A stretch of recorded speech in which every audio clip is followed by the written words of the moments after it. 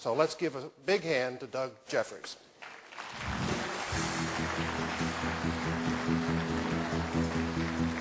Thank you, Jack. Thank you very much. Thank you. Thank you very much. Good morning. My name is Doug Jeffries, and I want to welcome you to the Reader's Digest version of Enhancing Your Presentation Skills, and also to warn you that after today, you're never going to be able to look at another presenter or be able to sit through another presentation in quite the same way. Some of you might be familiar with this list. This actually comes from the Book of Lists, 1977. But when humans are asked what's the thing they're most afraid of?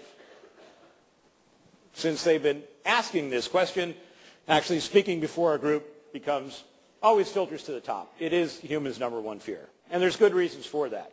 But it's very interesting when you look at some of these other fears here. You look at speaking before a group, 41% of all people say it's their number one fear. And you come down insects and money. And then you get down to death at 19%. See it? Seinfeld actually said of this list, it suggests that at a funeral, the person giving the eulogy would rather be in the box. To impart any new information to people, to a group, you first have to make them comfortable. Nobody listens to anything unless all their basic needs are taken care of. And you know this to be true, right? Sit in the audience. If you're cold, if you're hot, you're thinking about that. If the program's been going on too long and you're hungry or you're thirsty, you're thinking about that. If your bladder's full, that's number one priority. Number one priority is when is this going to be over so I can hit the restroom, correct? And that's what happens. So anything you do to make an audience feel uncomfortable gets them thinking about something other than your program. You, the speaker, and every individual in the audience have to be on the same page, on the same wavelength every step of the way. You can't give them any reason to be thinking of things other than your message. Unfortunately, most of the behaviors that speakers engage in send audience members off on what we call journeys of self-discovery. Most of the time, we're just shipping you off from the dock saying, hey, have a great time. There's all kinds of things you can discover on your own. Let me back up here. Would you not agree that in Western cultures, we tend to associate eye contact with veracity? Yes? If we want to know if somebody's telling the truth, we ask them to look us in the eye. Did you take that last cookie from the cookie jar? Look me in the eye. Tell me, did you take that last cookie? We expect people to look us in the eye. We associate eye contact with telling the truth. With the possible exception of presidents of the United States. It's very difficult for humans to just look someone in the eye, I did not, and lie. And lie. We don't do it very well. In order to get your audience to really take in what you have to say, you've got to learn to stop talking. Stop talking long enough for them to ingest that last thing you said, get a picture of it, try to put it into a context that they know before moving on to the next thing you're going to say. The pause is absolutely the most important thing you can do. One of the most common things you see, we have the key changer, and again, men probably more than women are more comfortable when they have their hands in their pockets. Johnny Carson used to have his hand in his pocket. Is anybody old enough to remember Johnny Carson? And he would often talk like this, had one hand in his pocket. Fortunately, Johnny Carson is a great example of, and when I told you before, you'll never look at a presenter in the same way again. The problem is that all the rules that we talk about, all the ways to do things right, are often broken by people who can. Those people who can break rules because they have what we don't, and that's called charisma. Do that. But the point is, hands in your pockets are not a great thing. First of all, if you notice this, if I were to shake my pockets, notice that you don't hear anything. Often when somebody's shaking the pocket, the audience is going, hey, it sounds like a couple quarters, dime. See?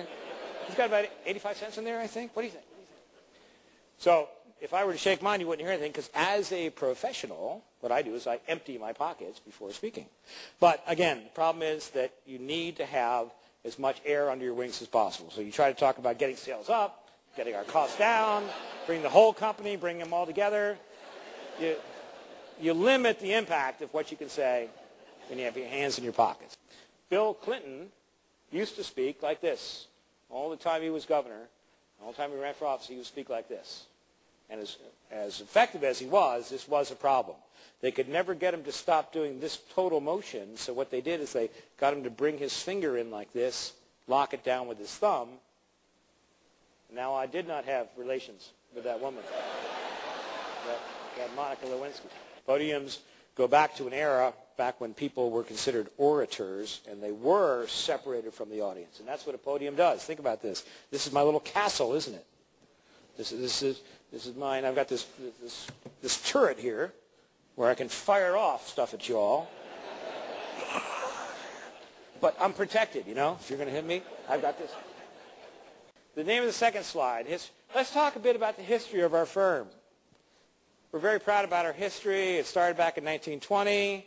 These two guys, Harry and Bill, came together. They had a great idea, blah, blah, blah, blah, blah, talking on and on. And what happens is for the first 15 minutes of a presentation, we talk about, oh, that's right, first we start out, because we're working with that old adage, tell them how you're going to bore them, and tell them how you bored them, right? That's the agenda slide.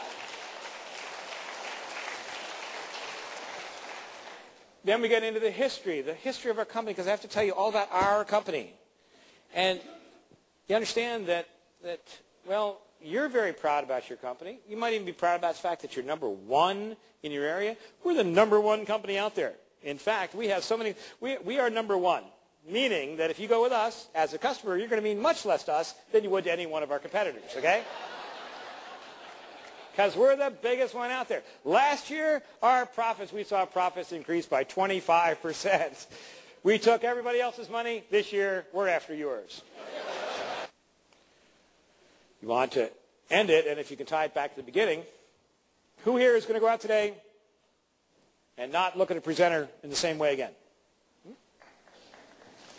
Thanks. Thank you.